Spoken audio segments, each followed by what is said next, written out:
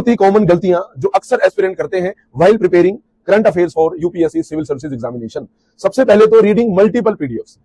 की न्यूज़पेपर मिल रहे हैं, आजकल ऑनलाइन भी अवेलेबल है, XYZ अलग अलग न्यूज़पेपर पढ़ लिए, इसके अलावा कोई रिवीजन नहीं किया, कोई स्टैंडर्ड नोट्स नहीं बनाए, तो इस तरह से करंट अफेयर पढ़ने का फायदा नहीं है, क्योंकि वो तो टेम्परेरी मेमोरी में होगा, फिर आप भूल जाएंगे। आज जो आपने न्यूज़पेपर पढ़ा थोड़ी देर आपकी मेमोरी में रहेगा, कुछ समय बाद जो वाइटल इश्यूज है, जो मेन इश्यूज है, जो एग्जाम बेस्ड आपकी अप्रोच है, वो आप इतना रिटेन नहीं कर पाएंगे। तो न्यूज़पेपर पढ़ने के साथ साथ आपको बहुत ही क्रक्स शॉर्ट नोट्स बनाना बहुत इंपॉर्टेंट रहेगा, क्योंकि मान लीजिए आप यूएस और ईरान वाला इशू पढ़ रहे हैं, तो आप उसकी गहराई में जाना है कि ये इशू क्यों है, ईरान का एनरिचमेंट प्रोग्राम क्या है, ग्लोबल रेपरकशन इसके क्या हो सकते हैं, अगर वॉर और एस्केलेट हुआ तो इंडिया के लिए क्या रेपरकशन हो सकते हैं।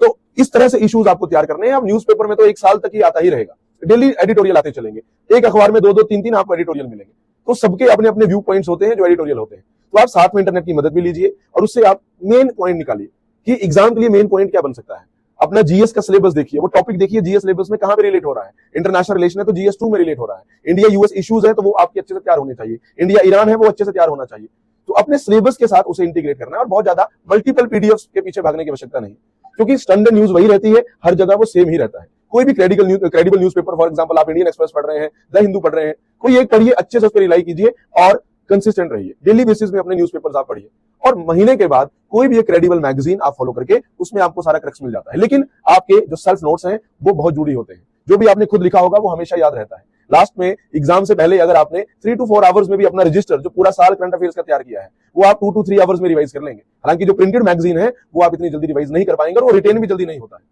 तो हर चीज तो आप नोट नहीं कर सकते हैं, फैक्चुअल डेटा वो सब आपको मैगजीन्स में मिल जाता है, लेकिन जो इश्यूज है वो आपको अच्छे से उसके फ्लो चार्ट्स वगैरह आपके शॉर्ट नोट्स में होने चाहिए और टाइमली आप उन्हें रिवाइज करते रहिए। तो ये कुछ गलतियां हैं कि मल्टीपल पीडीएफ पढ़ना, उन्हें नोट्स को रिवाइज नहीं करना, जीएस पेपर्स के साथ न्यूज़पेपर इश्यूज को इंटीग्रेट नहीं करना,